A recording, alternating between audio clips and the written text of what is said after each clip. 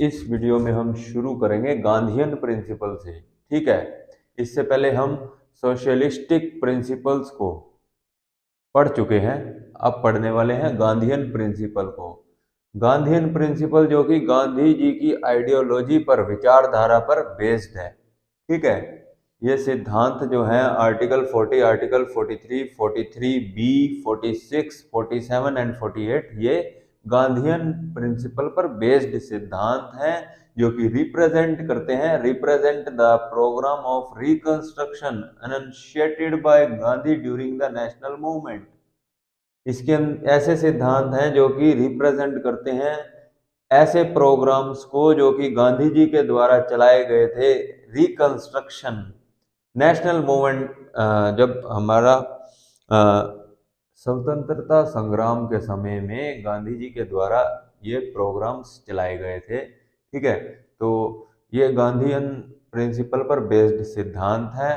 पहला है article 40। Article 40 कहता है, स्टेट को दिशा निर्देश देता है और बताता है कि ये स्टेट की ड्यूटी है, जिम्मेवारी है सरकार की कि वो to organize village panchayat and endow them with necessary powers and authority to enable them to function as units of self government। यानी कि ये सरकार का दायित्व है, उत्तरदायित्व है कि वो लोकल लेवल पर गांवों के अंदर विलेज पंचायत्स का गठन करे, ऑर्गेनाइज करे। ठीक है, और साथ में उनको जो जरूरी पावर हैं, जो नेसेसरी पावर्स हैं और अथॉरिटी है, वो भी उनको दे। ठीक है, विलेज लेवल पर विलेज पंचायत्स का गठन किया जाए और उनको जरूरी पावर दिए जाए, पावर्स एंड अथॉरिटी। ठीक है, ताकि वो काम कर पाए as units of self government, स्वराज, स्वशासन, ताकि वो खुद से, वो जो लोकल पीपल हैं वो खुद से, गांव के लोग गवर्नमेंट को चला सकें। ठीक है, यूनिट्स ऑफ सेल्फ गवर्नमेंट। ठीक है, ये आर्टिकल 40 कहता है। देन है आर्टिकल 43, ये भी गांधीयन प्रिंसिपल पर बेस्ड सिद्धांत है, जो कि सरकार को दिशा निर्देश देता है। It shall be the duty of the state to promote cottage industries on an individual or cooperation basis in rural areas. ये सरकार का दायित्व है कि वो कॉटेज इंडस्ट्रीज को प्रमोट करे रूरल एरियाज में, ग्रामीण क्षेत्रों में।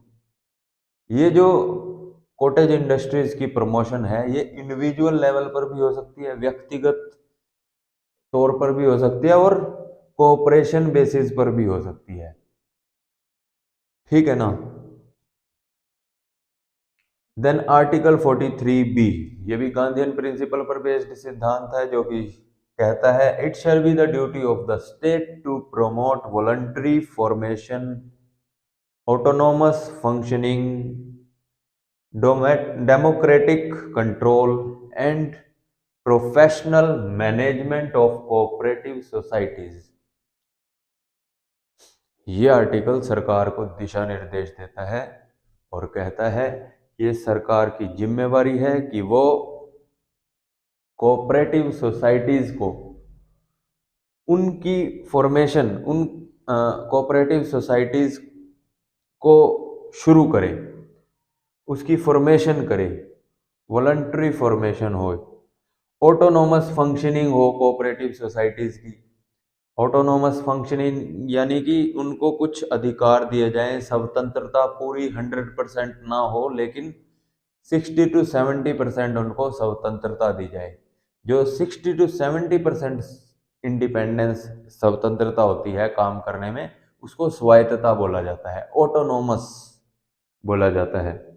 ठीक है, तो उनको काम करने की आज़ादी मिले कोऑपरेटिव सोसाइटीज को, ऑटोनोमस फंक्शनिंग हो उसकी, डेमोक्रेटिक कंट्रोल हो यानी कि लोकतांत्रिक नियंत्रण हो, यानी कि लोगों के द्वारा लोगों का राज हो, लोगों का नियंत्रण हो। लोकतांत्रिक नियंत्रण का मतलब, डेमोक्रेटिक कंट्रोल का मतलब ये हुआ। एंड प्रोफेशनल मैनेजमेंट, की जो कोऑपरेटिव सोसाइटीज हैं उनकी जो मैनेजमेंट जो उसको कैसे मैनेज किया जाएगा, प्रोफेशनली मैनेज किया जाएगा। प्रोफेशनल मैनेजमेंट कब होगी, जब पढ़े लिखे लिटरेट पीपल या प्रोफेशनल्स को मैनेजमेंट संभालने की जिम्मेवारियां दी जाएंगी, ठीक है ना। तो जॉब बेसिस पर professional management of cooperative societies. तो ये जो सिद्धांत है, ये जो आर्टिकल 43B है, इसको बाद में ऐड किया गया था डीपीएसपी में bye 97th constitutional amendment act 2011 में। 2011 में कोऑपरेटिव सोसाइटीज को डीपीएसपी में शामिल किया गया था संशोधन के द्वारा, 97th कॉन्स्टिट्यूशनल अमेंडमेंट एक्ट 2011 के द्वारा। देन है आर्टिकल 46। आर्टिकल 46 सरकार को कहता है, it shall be the duty of the state to promote educational and economic interests of SC, ST and other weaker sections of the society and to protect them from social injustice and exploitation.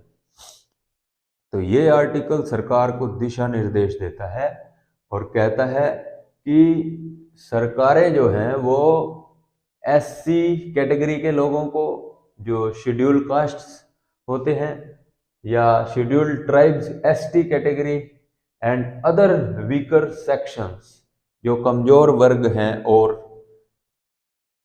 समाज के अंदर, society के अंदर, उनके economic interest, आर्थिक और educational interest को promote करे सरकार।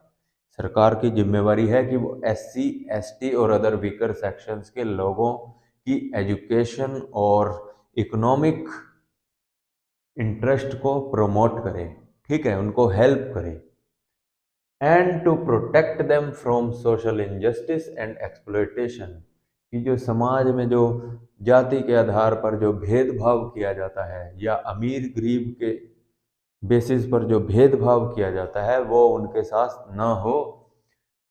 सरकार का दायित्व है कि वो प्रोटेक्ट करे कि किसी प्रकार का भी उनके साथ सामाजिक अन्याय ना हो, उनका शोषण ना हो, एक्सप्लॉयटेशन ना हो SC, ST and other weaker sections के लोगों के साथ जो कि समाज में है, ठीक है। देन है आर्टिकल 47। ये भी गांधीयन प्रिंसिपल पर बेस्ड एक सिद्धांत है और कहता है, it shall be the duty of the state to prohibit the consumption of intoxicating drinks and drugs which are injurious to health. यानी कि ये सरकार की जिम्मेवारी है कि वो इंटॉक्सिकेटिंग ड्रिंक्स एंड ड्रग्स को, यानी कि जो जहरीले नशीले पदार्थ हैं या पेय पदार्थ हैं, ड्रिंक्स हैं, ऐसे नशीले पदार्थों को प्रोहिबिट करे, उनकी कंजम्पशन को रोके, प्रोहिबिट बैन कर दे, ठीक है, रोक लगाए। Which are injurious to health, जो कि हमारे स्वास्थ्य के लिए हानिकारक है, ठीक है। It shall be the duty of the state to prohibit the consumption of intoxicating drinks and drugs which are injurious to health. Then है आर्टिकल 48। आर्टिकल 48 कहता है, it shall be the duty of the state to prohibit the slaughter of cows and other milch and draught cattle and to improve their breeds। यानी कि article 48 सरकार को दिशा निर्देश देता है और कहता है कि ये सरकार की जिम्मेवारी है कि वो काउज, गायों और गायों के बच्चे जो हैं cows and other milk and draught cattle, यानी कि जो अदर दूध देने वाले दुधारू पशु हैं या फिर जो ड्रोट, जिनका दूध सूख गया है, ऐसे पशु हैं, उनकी स्लॉटरिंग को रोके, प्रोहिबिट करे, उनका कत्लेआम ना हो, उनकी हत्या ना हो। ऐसे दुधारू पशुओं की, गायों के बच्चों की और दूध देने वाले पशुओं की हत्या ना हो, स्लॉटरिंग ना हो, कत्लेआम ना हो, ठीक है, सरकार प्रोहिबिट करे, बैन लगाए ऐसे कार्यों को, ठीक है। And to improve their breeds, एक तो उनकी स्लॉटरिंग को रोके, देन काउस काउस इनका नस्ल सुधार भी करे सरकार, ऐसे नीतियां बनाए, ऐसे कानून बनाए, ऐसी पॉलिसीज लेकर के आए जिससे कि गायों की नस्लों में भी सुधार हो, ठीक है, to improve their breeds also.